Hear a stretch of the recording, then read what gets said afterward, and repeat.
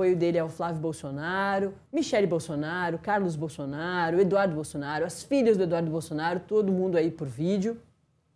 O que a gente pode esperar do que vai acontecer agora, no domingo, no dia 2 de agosto, que é a Convenção Nacional do PT, é o lançamento da oficialização do presidente Lula para a reeleição, e não só dele, mas de Geraldo Alckmin como vice. E aí eu já deixo o espaço também aberto para você falar um pouquinho sobre a vice de Flávio Bolsonaro. Está se encaminhando para essa decisão, tem que decidir. Até o dia 15 de agosto, as chapas precisam ser registradas, o Bus. Pois é, está chegando a reta final dessa pré-campanha, como a gente chama, agora já virou campanha para a campanha do Flávio, porque ele já é candidato oficializado, mas para Lula vai virar a partir de domingo, ele vai oficializar como candidato à reeleição. Ele que sempre vem discutindo, dizendo que a gente vai falar o que é verdade contra a mentira, reforçando isso, me parece que é o tom que deve ser usado dentro ali da Convenção Nacional do PT, que vai oficializar ele como candidato à reeleição, mas uma coisa que é importante a gente observar é se vai diferenciar do Flávio Bolsonaro ou não. E o que eu estou querendo dizer? Flávio Bolsonaro, na convenção dele, falou para a própria militância, né? Foi um discurso claramente voltado ali à própria militância, usou o nome do pai, exaltou o ex-presidente Jair Bolsonaro, disse que ele vai ser ali um porta-voz do ex-presidente, a representação do ex-presidente dentro do governo federal, da esplanada dos ministérios. Disse, inclusive, que Jair Bolsonaro pode subir a rampa com ele em 5 de janeiro, no dia da posse. Ou seja, foi um discurso muito voltado para a militância, embora, sim, tenha feito diferentes ataques a Lula, ao governo, feito críticas ao governo. Agora, resta saber se Lula vai usar a mesma tática na Convenção Nacional do PT ou se vai dar alguma sinalização para esse eleitorado que ainda não decidiu em quem vai votar. Porque me parece que houve ali um grande aceno ao próprio eleitorado de Flávio Bolsonaro. Ele tem usado essa tática e as pesquisas têm mostrado que usar a tática de falar só para a própria militância não ajuda o candidato numa eleição tão polarizada. E isso vale para Lula também. Então, no domingo, a gente vai precisar observar muito quais vão ser os destaques que o presidente Lula vai usar. Se vai ser esse destaque de só ficar falando, nós vamos usar a verdade contra a mentira do outro lado, né? Porque na avaliação de Lula, só o governo fala ali verdades e a oposição só fala mentiras. Isso pega para o eleitor que já vota no presidente Lula, mas não pega para o eleitor indeciso. Então, a gente vai precisar observar muito bem qual vai ser o tom dessa oficialização, quem vão ser os personagens, porque em Flávio Bolsonaro, Nath, você e o Soler vai também talvez poder avaliar isso, algumas ausências foram registradas e ficaram marcadas, né? Marcaram essa posição.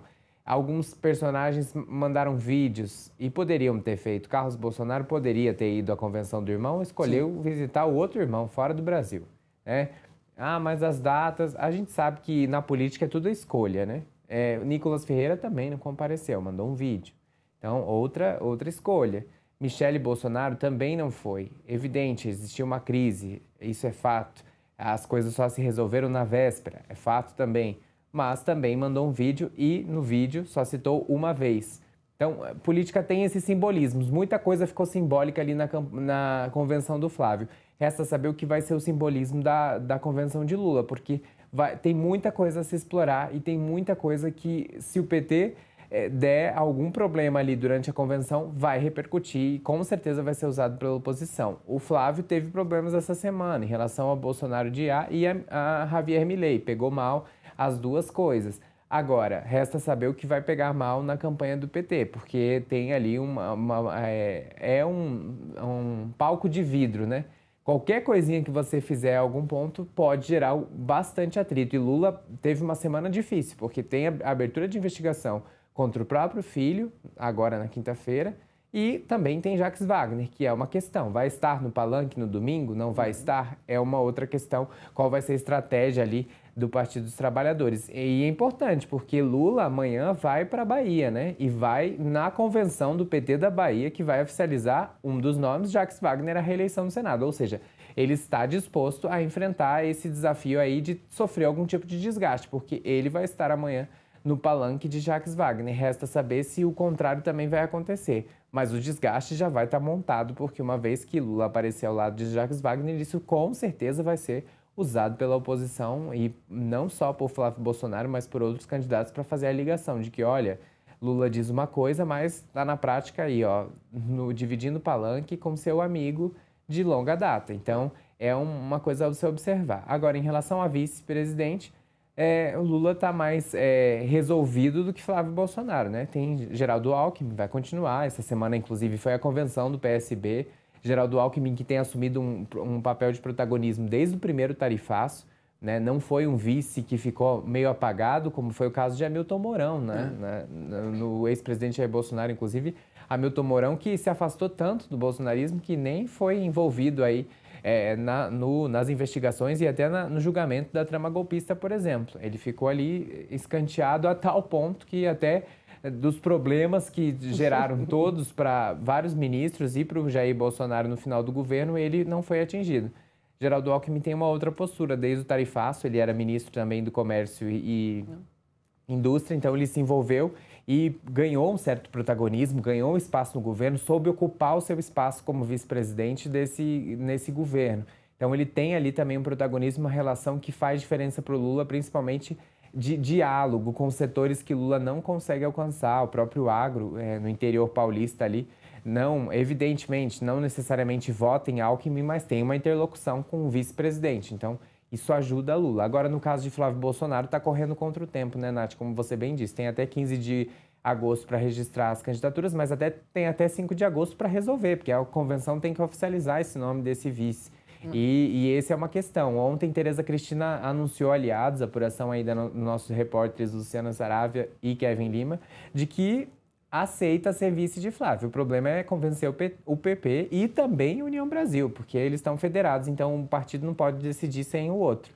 E aí existe uma grande resistência dentro do PP, principalmente, a fazer essa aliança, porque existem diferentes palanques do PP que estão com Lula. Voga o governador da Paraíba, que está tentando a reeleição numa chapa ali com o Partido dos Trabalhadores. Então, assim, dentro do Nordeste, essa aliança está sendo completamente descartada. O desafio é fazer avançar.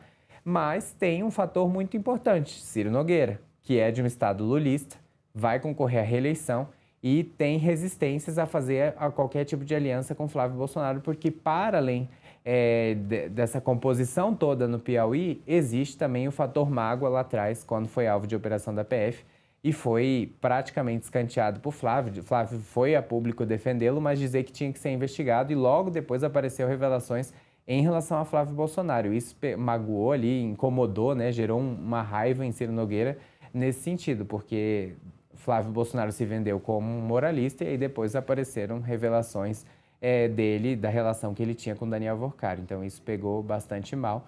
Mas tem pouco tempo, Nath, para fazer o convencimento. Praticamente 5 dias é muito pouco e se Flávio não conseguir, é uma derrota já na campanha, né? Porque será uma chapa pura e isso é muito ruim para ele no tempo de televisão e rádio, porque aí ele vai ficar com menos tempo do que o presidente Lula. E quando você está disputando com a máquina, que é o caso de Flávio Bolsonaro, ter tempo de televisão e rádio, isso importa, porque existe também as inserções de TV, não é só aquela propaganda ali que passa, né, geralmente perto do horário nobre da televisão. Tem inserções ao longo do dia, então se você só está com o PL, o prazo de TV fica mais curto.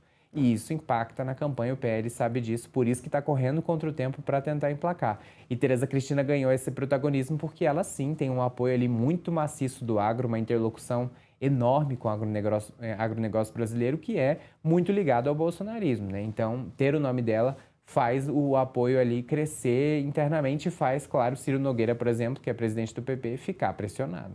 Preciso chamar mais um intervalo para o pessoal que está com a gente na TV. É o último do dia. Daqui a pouquinho essa galera volta aqui a se juntar a gente na programação ao vivo no nosso canal no YouTube, que no YouTube não tem intervalo. Gabriel Gus, muito obrigada. É sempre muito bom te ter aqui no Acorda Metrópolis. Obrigado, Nath. Vamos descansar, que a gente trabalhou bastante essas 2 semanas, intensas, plantão. Agora a gente precisa dar uma respirada, claro, sem desligar, né? Que a gente vai ter que saber o que aconteceu segunda-feira com a convenção do PT. Não desliga mais, Bus. Agora só em novembro. Minhas férias estão marcadas para novembro, inclusive, para a segunda semana de novembro. Valeu, Bus. Bom final de semana. Ô, Bruno, queria continuar nessa toada aí que o Bus trouxe para a gente e trazer talvez um questionamento curioso. O presidente